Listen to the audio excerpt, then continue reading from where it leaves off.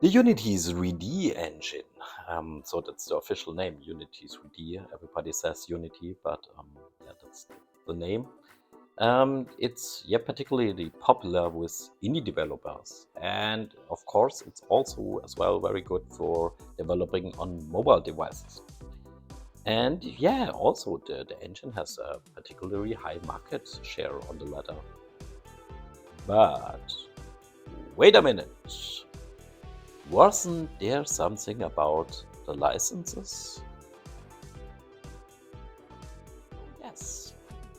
Yeah, it was a few time ago. They wanted to adjust the license terms so that the developers would have to pay per installation.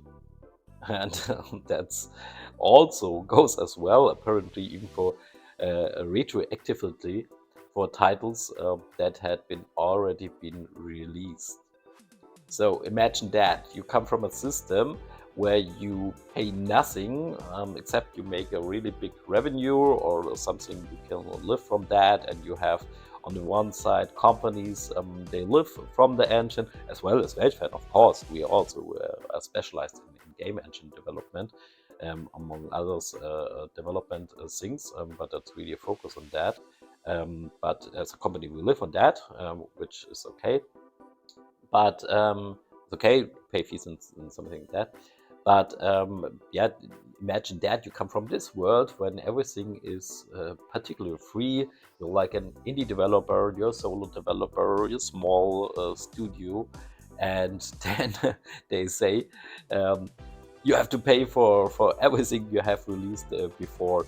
Yeah, that's I don't know an example, but for I don't know, you come out of the prison and they say you did something before, you have to go back there after you did 5 years or something like that, just because it is. We changed that.